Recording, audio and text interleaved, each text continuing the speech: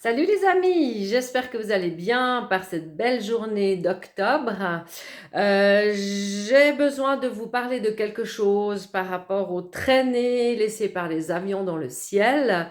Comme certains le savent, j'ai écrit donc au DETEC, le département fédéral de l'environnement, des transports, de l'énergie et de la communication, pour savoir ce qui se passait dans notre ciel par rapport aux traînées blanches laissées par les avions. Et ils m'ont répondu un courrier avec la réponse dont je m'attendais bien. Alors oui, c'est bien de la condensation selon eux. Et je vous lis juste le premier paragraphe. Outre la vapeur d'eau et le CO2, les avions équipés de moteurs à combustion rejettent aussi des substances polluantes. Ils le disent. Parmi celles-ci, on trouve des poussières fines et de l'oxyde d'azote, autant de résidus de la combustion du carburant qui ont non seulement un impact sur le climat terrestre, mais qui modifient aussi localement la qualité de l'air. Donc ça m'a été répondu le 13 septembre dernier. Après, blablabla, ils disent bien que ça n'a pas d'incidence sur la santé, que notre ciel suisse est contrôlé. Alors, je veux tout à fait le croire, hein. En fait, tout est vrai dans ce courrier. Ensuite, j'ai découvert aussi que le 20 minutes avait quand même parlé un petit peu de ça en disant les traces de condensation des avions pire que le CO2. Hein. J'invente rien, c'est le 20 minutes qu'il a dit. Et puis quand on lit l'article, alors un joli article, vous pouvez aller chercher sur internet, il parle effectivement du dioxyde d'azote qui disent à cela s'ajoutent d'autres effets climatiques comme les oxydes d'azote, la vapeur d'eau, les aérosols. Et ensuite, ils partent directement sur le CO2, le réchauffement climatique, le problème des véhicules, etc., etc. Véhicules à moteur. Donc moi j'ai fait mes recherches, je me suis dit tiens, oxyde d'azote, ça paraît pas grand-chose, rien de grave, tout va bien. Eh ben, détrompez-vous les amis. Oxyde d'azote, faites vos recherches comme moi et j'ai trouvé sur internet qu'on trouve aussi effectivement que les avions font des lignes de condensation et que dans ces lignes de condensation se trouvent des oxydes d'azote, dioxyde d'azote, pardon. Et quand on cherche l'oxyde d'azote sur internet, voilà ce qu'on trouve. Mortel, apparition d'acide nitrique dans les poumons avec la réaction de l'eau. Intéressant. Donc, j'ai fait ensuite d'autres recherches sur internet. Hein. Merci Google, en l'occurrence. Est-ce que l'oxyde d'azote est toxique ? Irritation. Les oxydes d'azote sont des irritants puissants des muqueuses. Leur principale cible est l'appareil respiratoire et en particulier le parenchyme pulmonaire. Qu'est-ce que c'est ça, le parenchyme pulmonaire ?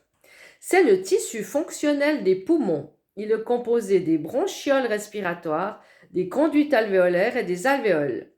Il est entouré par un tissu de soutien où circulent les vaisseaux sanguins et lymphatiques.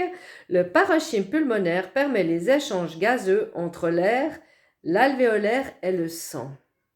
Est-ce que ça vous parle ? Donc, c'est très intéressant parce que je suis quand même allée vérifier si Google disait quelque chose de juste. Et sur le site de la Confédération, vous pouvez aller lire le descriptif de l'oxyde d'azote.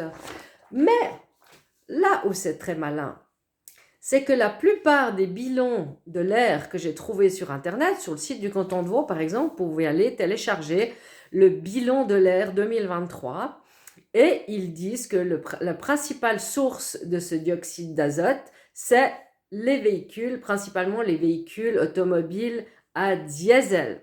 Alors, je veux bien l'entendre, mais ce qui est très cocasse, c'est que dans tous les textes que j'ai lus, en tout cas pour l'instant, ils ne parlent jamais du trafic aérien, alors que c'est quand même bien prouvé et confirmé par le DETEC que les avions produisent de la condensation qui contient des dioxydes d'azote. Donc c'est très intéressant, d'autant plus que sur Internet aussi, il est indiqué, je vais essayer de trouver ça rapidement, parce que c'est vraiment très très intéressant, c'est que le dioxyde d'azote est aussi produit par les centrales électriques. Alors on nous fait dire qu'il faut rouler électrique parce que nos voitures polluent et tout ça.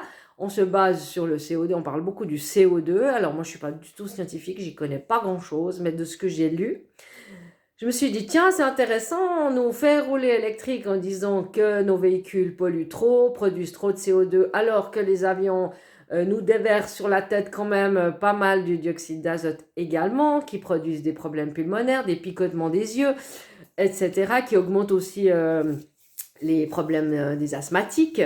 Donc, c'est quand même très toxique. Alors, moi, les amis, ce que je vous propose de faire, c'est d'arrêter de parler de chemtrails et puis de parler plutôt d'oxyde d'azote, d'autant plus que, écoutez bien, hein, c'est dans la lettre que le DETEC m'a écrit, le dernier paragraphe, ils ont osé quand même prononcer le mot. Aucun essai ni aucune opération d'épandage de substances chimiques ou autres particules fines dans l'atmosphère ne sont menés en Suisse. Ok.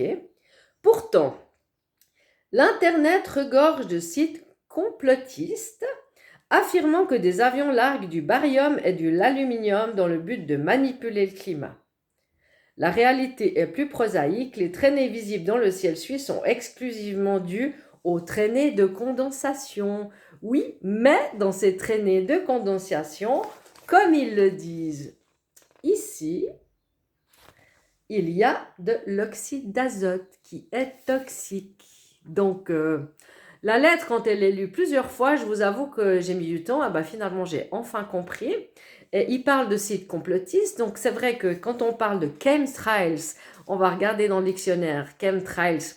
Tout de suite, ça nous met que c'était créé par des conspirationnistes, complotistes.